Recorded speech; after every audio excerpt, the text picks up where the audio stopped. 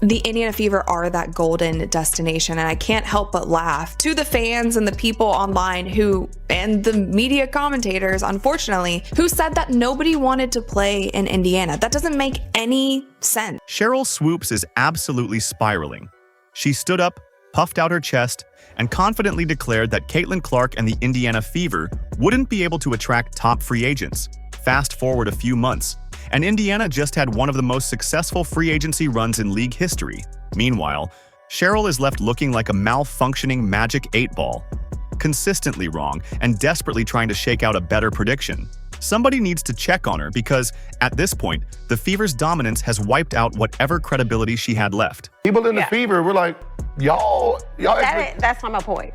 There's a lot of other shit going on that players are like, this ain't where I want to be. Over there. Yeah. Yeah. Some new shit going on around there. It's a lot. Yeah. So you have players that are very significant on this Indiana Fever team that are like, I don't want to be here. This is where I want to be. Let's take a step back. Yes, Sheryl Swoopes is a Hall of Famer and a legend of the game, but lately she's been clocking in as a full-time Caitlyn Clark skeptic, working overtime to push terrible takes. She loudly claimed the Fever wouldn't be able to land top-tier talent due to supposed locker room issues. And yet here we are. The contracts are signed, the deals are done, and Indiana has just built a powerhouse squad. Meanwhile, Sheryl sits on the sidelines, trying to act like she didn't just fumble another prediction. Stephanie White came in and said, okay, hold up. Let me go to Indeed.com and Indeed get some free agents to come in here that want to play, that are accomplished, seasoned veterans. She did all that. Cheryl's been nowhere to be found. Sheryl got a lot of crow to eat, folks. Sheryl could be choking on crow right now. She need that Heimlich maneuver. If you see Sheryl Swoopes, tell her it's okay to come out and talk and say, man, you was wrong. It's okay. I can only imagine Sheryl scrolling through her phone in disbelief, muttering, no way these players actually chose Indiana. But yes, it happened. Natasha Howard, Dewana Bonner, Sophie Cunningham, and even Aja Wilson's best friend, Sydney Colson, are all in. The Fever didn't just win free agency, they absolutely dominated it. And when Colson was asked why she signed with Indiana... Yeah, I talked to Sydney Colson today. She said that Kelsey Mitchell was actually the first person she hit up because they built a bond here, playing AU for the last 3 years. She said she heard some good things about Caitlyn Clark from her Aces teammate Kate Martin as well, so that made the decision easy. Oh, the irony. She specifically mentioned wanting to play alongside Kelsey Mitchell, one of the exact players Swoopes had previously dismissed. And of course, she wanted to play with Caitlyn Clark. You know, the same Caitlyn Clark that Sheryl confidently claimed would need years to adjust to the WNBA.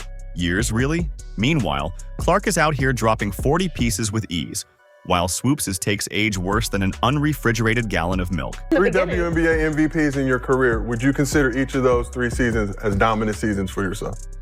No. I can't. Bro, Sheryl Swoopes is willing to lie about her own career before she even admits that Caitlyn is dominant. At this point, hating on Caitlyn Clark has become a professional sport, and Sheryl Swoopes is gunning for the gold medal. In fact, she's probably sweeping the podium, gold, silver, and bronze, standing there with a bitter expression while the Fever celebrate another major win. Oh, Caitlyn won't translate to the WNBA? Yeah, tell that to Indiana, who's stacking elite talent like they're assembling the Avengers. Caitlyn Clark isn't struggling, she's thriving. And the Fever? They're right there with her, proving every doubter, including Swoopes, dead wrong. No, but players who will be free agents next year, there's a lot of other shit going on that players are like, this ain't where I want to be. And let's be honest, the real reason some WNBA veterans and so-called legends can't stand Caitlyn Clark is because she didn't wait her turn. She didn't ask for permission. She didn't tiptoe into the league with a humble, I hope I fit in attitude. No, she walked in, shattered 62 records, embraced the fans, and single-handedly elevated women's basketball to unprecedented heights. And that absolutely burns them up inside. What it do, peeps? Sheryl Swoopes is been missing. Sheryl Swoopes is MIA. They got a APB out for Sheryl Swoops. If you see Sheryl Swoops, she did a lot of talking a few months ago about the Indiana Fever, the locker room environment, how people didn't want to play there, how people wanted to leave. Caitlyn Clark didn't need anyone's approval to become the face of the sport. She has more global recognition than half the WNBA combined. And it's not her fault. That's just what happens when you're a once-in-a-generation talent.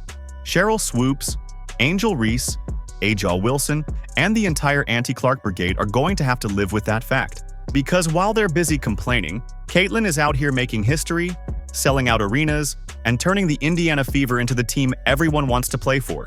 Just pause for a second and appreciate that. The Indiana Fever, a team that was once ignored and irrelevant, is now the epicenter of women's basketball. A team that nobody cared about a year ago is now the most exciting squad in the league. That's not just impact, that's undeniable proof of who really moves the needle. You know, a lot of people say that Caitlyn Clark moves the needle. That is wrong. She is the needle. She dictates. We all know what she's done on the floor. It's history, right? But off the floor, my goodness. So, Cheryl, what happened to players don't want to go to Indiana? Who exactly were you talking to? The ghosts of teams past? Because real players, actual high-caliber players, are signing with the Fever like it's the VIP section of an exclusive club. Or did she think Caitlyn Clark would have to beg people to join her? Be serious. Went even further when a game that Sheryl Swoopes was calling for the Dallas Wings, where the commentator was talking about how great Caitlyn Clark had been playing. Sheryl Swoopes, silent for 60 seconds, didn't even want to address it. And it got so bad that the game that Dallas then went to play against the Indiana Fever and Caitlyn Clark, after the domination of the Chicago Sky, Sheryl Swoopes got pulled from the broadcast. Somebody check on Cheryl, because she's clearly stuck in 2002, back when the Indiana Fever were scraping together rosters like they were hosting open tryouts at the local YMCA. Newsflash, times have changed. This isn't Tamika Catchings dragging a squad full of part-time gym teachers to the playoffs. The Fever aren't struggling to recruit talent anymore. They're stacked. Natasha Howard, a defensive powerhouse, a champion, and an offensive weapon all in one. And when she signed with Indiana, she made it clear. She wanted to be here. It's going to be Caitlyn Clark Flash Show. So it's going to be phenomenal playing with a point guard, like you said, that have a good vision on the court. Because that's like, as soon as she gets the ball in her hand, she's throwing it up because she already see the person down the court before she even get the ball in her hand. So that's one thing I love about her vision on the court. I really can't wait to catch all those passes and give her all the assists that she needs. DeWanna Bonner, a walking mismatch, a dominant scorer, and one of the WNBA's elite veterans. And what did she do the moment she got to Indiana? She took to Twitter and went to war with all the Fever haters, setting the tone before she even stepped on the court. I think she's a great player. I'm happy to be on the side of her now instead of guarding her. Of course, she's a dynamic player, and you see that in what she's done in her rookie year. And I'm actually excited to see what she's going to do her second year in the league with a little bit, more experience and understanding a little bit more. Sophie Cunningham, bringing the spice, the swagger, and enough trash talk to fuel an entire season. And guess who she wanted to play with? That's right, Caitlyn Clark. To be honest, I am just so excited to be here. I'm from the Midwest, and so for me to kind of get back to my roots and be close to my family, I'm so excited. Like when I say that I am refreshed and I am motivated, and I just kind of feel like my spark is back. Everyone thinks I've been feisty. You've not even seen the feisty side of me yet, so this should be really fun. But for me, I'm excited to be closer to home. I'm excited to deep dive into the community of Indiana. I've already met a lot of really cool people. I'm excited to inspire the next generation of young boys and girls around here, get to know the community more. But I promise you that I'm just ready to win. I'm ready to win. I'm ready for y'all to be there. But like I said, you guys haven't even seen feisty yet. And Sydney Colson, look, she's not out here dropping 25 a night, but she's about to turn that locker room into the most electric, high-energy environment the Fever have ever had. Chemistry through the roof. Do you see a pattern here? These aren't bottom-tier role players getting shuffled around for depth. These are legit WNBA stars and key contributors choosing Indiana, choosing to play alongside the Fab Four of Caitlyn Clark, Aaliyah Boston, Kelsey Mitchell, and Lexi Hull. So while Sheryl Swoopes is busy scrambling to defend yet another one of her awful takes, the Indiana Fever are out here quietly building something special. Maybe someone should get Cheryl an eye exam because she clearly wasn't talking about Indiana. Maybe she was referring to the Las Vegas Aces, who are desperately trying to sell cheap tickets. Or maybe she meant the Chicago Sky, who just lost their leading scorer without a backup plan. Or perhaps the Connecticut Sun, a team imploding right before our very eyes. Meanwhile, Indiana, they're not just here to participate, they're here to dominate. know that I'm very excited, and I really agree with a lot of the moves the Indiana Fever have made. There's not been one trade or pickup that the Indiana Fever have made that I have not been on board with. I'm on board with every single one. And I just want to say the fact that the Indiana Fever have gone out and got these great players like a Natasha Howard, like a DeWanna Bonner, like a Sophie Cunningham, the fact that they've gone out and got these great players shows that they believe Caitlyn Clark is great right now. They are on board with the Caitlyn Clark vision, and it just makes me happy because they're not treating Caitlyn Clark like a rookie who is gonna be good in 10 years. No, they're treating her like a superstar who is good right now. Sheryl Swoopes really thought she was about to drop some earth-shattering, league-altering wisdom when she made those comments about free agency. She hopped on that podcast with the confidence of someone revealing top-secret information, but all she really did was expose her own credibility, or whatever was left of it. And honestly, at this point, are we even surprised? Cheryl's out here firing off bad takes like it's her second job. If there were a Hall of Fame for embarrassing predictions, she'd be a first-ballot unanimous selection. Fever. And by the way, every single narrative about the Fever is like whatever about them signing Sophie Cunningham, who they don't like. They love DeWanna Bonner. Like these people, they signed DeWanna Bonner. And again, they were saying, like, we have actual people working for networks being like, DeWanna Bonner will never sign for the Fever for obvious reasons. And I'm like, what are the obvious reasons? Genuinely, what are the obvious reasons? They are basketball players. What's next? Is she going to claim Caitlyn Clark isn't actually a generational talent? That Angel Reese is somehow the best player in the league? At this point, Sheryl could tell me water is wet, and I'd still feel the need to double-check. And now, with all these free agent signings, the Indiana Fever aren't just looking like a competitive team. They're looking like the blueprint for success. The funniest part? The same players Sheryl confidently claimed wouldn't even look at Indiana are now packing their bags, ready to join the movement, saying, "Where do I sign?" See it. I'm really trying here not to crash out, okay? I can't take too much more. I just said the other day, what did I say?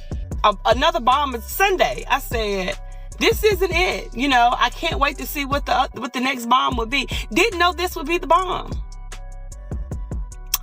Stephanie White ain't playing fair. I have to say it again. Stephanie White is not playing fair. She on one. Now, let's talk about Aja Wilson, because this is where things get even funnier. Aja, the so-called face of the WNBA, just watched her bestie, Sydney Colson, leave Las Vegas to team up with Caitlyn Clark. Imagine waking up, checking Twitter, and realizing your right-hand woman just dipped to go play with the exact player you've been trying to downplay.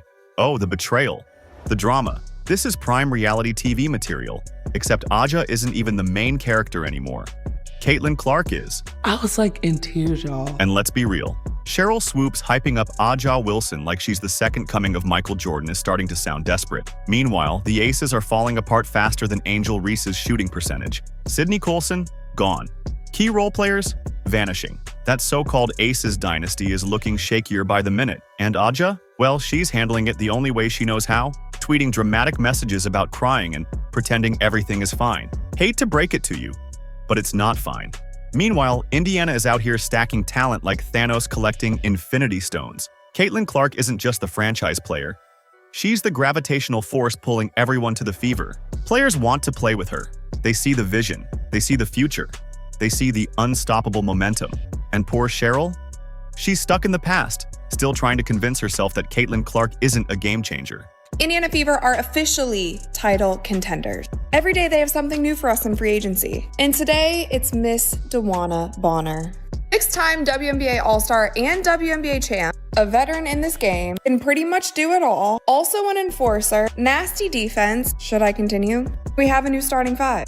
Caitlyn at the 1, Kelsey at the 2, DeWanna at the 3, Natasha Howard at the 4, and Aaliyah Boston at the 5. You already know Sheryl is going to start backpedaling.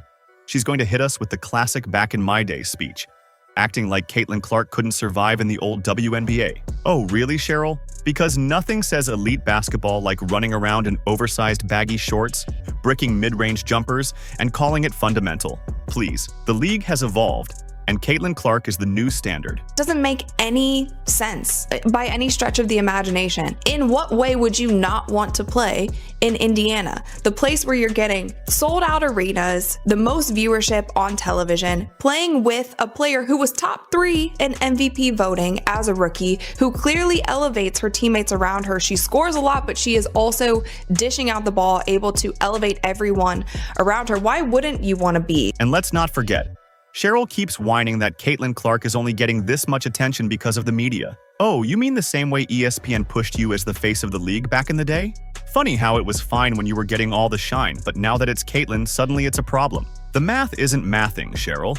It's giving insecurity disguised as analysis. I didn't say she wouldn't be good. What I said was I didn't think Caitlyn or Angel would come into the league and dominate immediately, which I don't think either of them did. Respectfully, there is absolutely no way, even when we're trying to sit here and play semantics about dominating, there's no way that anyone could ever leave this season in saying that both Caitlyn Clark and Angel Reese didn't dominate. You would have to further explain what dominance means for you to not sit here and say that a player who is leading the league in assists while averaging 19 to 20 points didn't dominate that season. Meanwhile, the Fever are looking scary.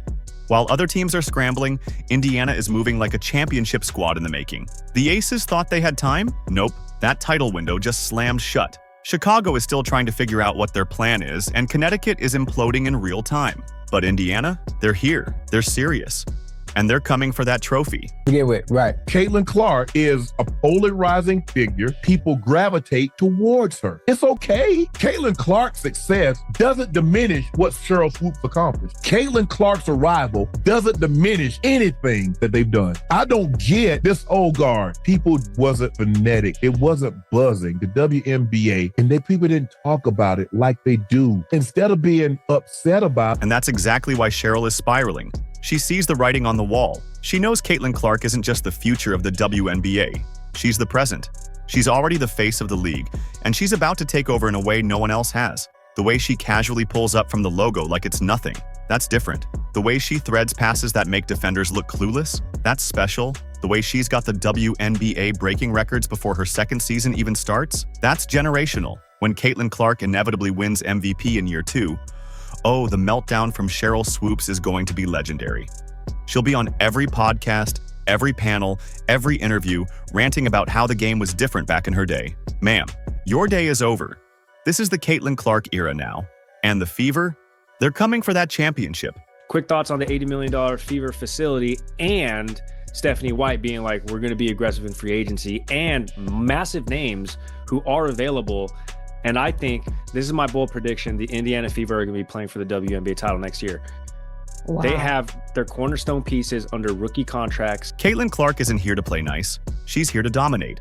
She's coming for the MVP, the title, and the entire WNBA. And the Fever's front office? They've been cooking in free agency. Somewhere in the shadows, Sheryl Swoopes is watching this unfold like the villain in a bad movie. Arms crossed, mumbling, "This ain't right. No, Sheryl. What's not right is whatever outdated agenda you've been pushing since Caitlyn Clark stepped onto the scene." But here's the thing. The WNBA isn't waiting for your approval. Caitlyn Clark is already the biggest name in women's basketball, and Indiana is about to take over the league. If you don't like it, get comfortable, because this is just the beginning. Do you agree? Let us know in the comments. Like, subscribe, and turn on all notifications so you never miss out. Click the video on the screen, and we'll see you in the next one.